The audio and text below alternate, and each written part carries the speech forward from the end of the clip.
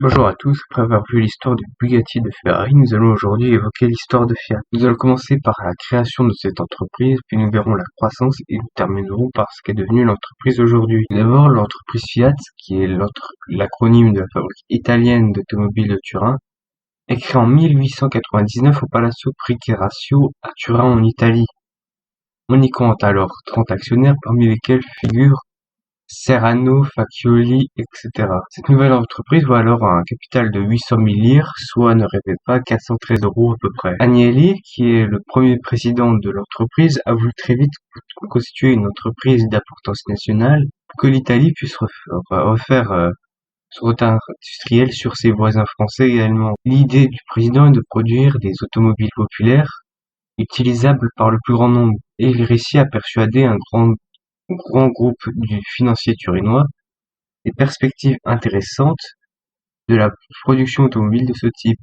Au début, il renonce à l'élaboration d'un modèle original qui lui aurait fait perdre de l'argent et se tourne par conséquent vers un modèle existant, conçu par Serrano et Facchioli, qui en avaient déjà vendu quelques exemplaires. Les événements qui suivent montrent bien la détermination et l'empressement d'Agnelli, qui veut tout faire vite. La société Serrano, déclarée le 23 octobre 1898, se définit clairement comme une société pour la fabrication de prototypes automobiles, et dès le 20 mars 1899, l'ingénieur Facchioli dépose le brevet de sa voiture. À peine sa constitution entérinée, la nouvelle société Fiat rachète les actions et les brevets de la société Serrano. Elle dispose alors d'un modèle Fiat, la Fiat 3,5 HP, et des capitaux à peine entamés. De plus, elle sous-traite la fabrication de pièces et des entreprises expérimentées. 2. La croissance.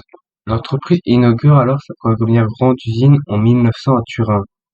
Elle mesure 12 000 m², 150 ouvriers produiront 24 mobiles durant cette année. En 1902, l'entreprise commence à se faire connaître en engageant alors 9 Fiat dans le Tour d'Italie automobile, et elles franchissent toute la ligne d'arrivée. C'est le début de la gloire pour l'entreprise. Fiat se lance alors dans la production de camions, d'autobus, de trams, de moteurs marins, etc. Elle exporte en France, en Autriche, en Amérique, en Grande-Bretagne et en Australie. Elle conçoit en 1908, et ce jusqu'en 1910, la Fiat 50 HP, qui a un moteur de 50 chevaux et de 4 cylindres, faisant un total de 7430 cm3. Elle a pour vitesse maximale 90 km/h, ce qui est la norme de l'époque. Et ce n'est pas une voiture de sport, mais plutôt une voiture de luxe réservée à une autre clientèle. Elle remplace ensuite ce modèle par la Fiat Type 5 qui sera produite jusqu'en 1916. C'est aussi une voiture de luxe. Elle sera produite en 457 exemplaires. En 1906, l'entreprise comptabilise alors 1500 salariés, produisant 1150 voitures, et a acheté la société Ansaldi, une autre entreprise automobile. Il faut alors rappeler que l'entreprise n'a que 7 ans. On peut alors parler d'une forte croissance économique pour l'entreprise. À côté de ça, l'entreprise gagne plusieurs compétitions, telles que le Kaiser Prize avec Nazzaro en 1907. Fiat voit ses exportations augmenter. Elle adapte sa stratégie sur une croissance axée sur la mondialisation et conquiert des parts importantes sur les marchés porteurs, en particulier aux USA, au point de créer dans ce pays la Fiat Motor Corporation en 1908 avec la construction d'une usine pour une fabrication plus locale. Pendant la Grande Guerre, l'entreprise doit produire selon les besoins de la guerre. Mais une fois la guerre terminée, Fiat sort la Fiat 501, 505, 510 et son premier tracteur, la Fiat 702. En 1916 débute alors la construction de l'usine de Linghetto de 500 mètres de long à Turin sous la direction de l'architecte Matteo Trucco. Lorsque sa construction s'achève, en 1922, c'est la plus grande et la plus moderne usine d'Europe. Le bâtiment, qui occupe 5 étages, est absolument révolutionnaire et abrite sur son toit une piste d'essai futuriste. À ce moment de l'histoire, la firme turinoise est déjà le moteur de l'industrie italienne et sa production commence à se diversifier très largement: chemin de fer, aciérie, électricité, transport public, etc. Au point que durant la Première Guerre mondiale, elle produit camions, blindés, avions et moteurs, avec les créations des firmes SIA, SPA puis Fiat Aviazione, mais aussi d'armes et de munitions et même d'uniformes, de bottes et de sacs pour les soldats. Fiat met son industrie entière au service de l'effort de guerre et sort grandi de ce conflit. La société, qui comptait 4000 employés en 1914, en compte désormais 40 000 en 1918, soit 10 fois plus. Dans les années 1930, les avions, les, les camions et les véhicules industriels bénéficient d'un développement technologique considérable. Cette décennie est marquée par une forte expansion à l'étranger. Les voitures Fiat sont construites en France, en Espagne, en Pologne. Et les centres d'assistance et ateliers de réparation commencent à fleurir dans différents pays. Fiat est déjà un empire industriel d'envergure internationale. Cependant, la politique d'autarcie de Mussolini force la société à revoir ses plans de développement à l'international et se concentrer sur le marché domestique et les industries lourdes.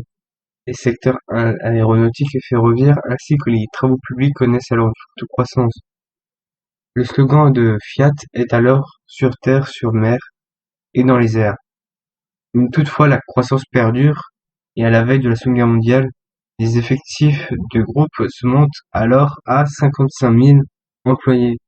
En 1937 commence la construction de l'usine de Mirafiori, qui introduit les principes d'organisation industrielle les plus avancés de son temps et confirme l'orientation de la compagnie vers la production de masse. Sa construction s'achève en 1939 et le nouveau complexe industriel sera inauguré en présence de Mussolini. Fiat qui construit des chars tels que le M1441 avant et pendant la Seconde Guerre mondiale eut et conserva des contacts avec les nazis et les fascistes, ou alors avec les Alliés et la Résistance. Ce n'est qu'en 1948, et grâce à l'aide financière du plan Marshall, que la construction et des usines détruites pendant la guerre se terminent.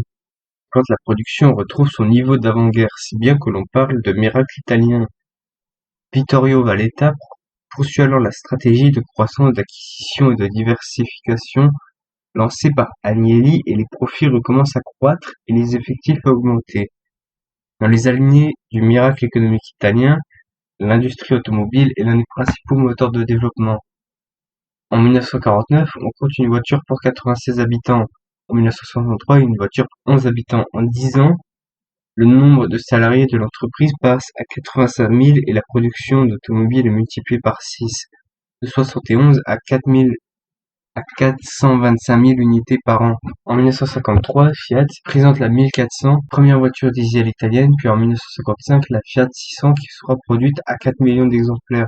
Ce sont également les nouveautés dans les autres secteurs. En 1951, le transatlantique MS Giulio Cesare entre en service avec les moteurs Fiat. La même année, le premier avion militaire italien à réaction, le Fiat G80, réalisé.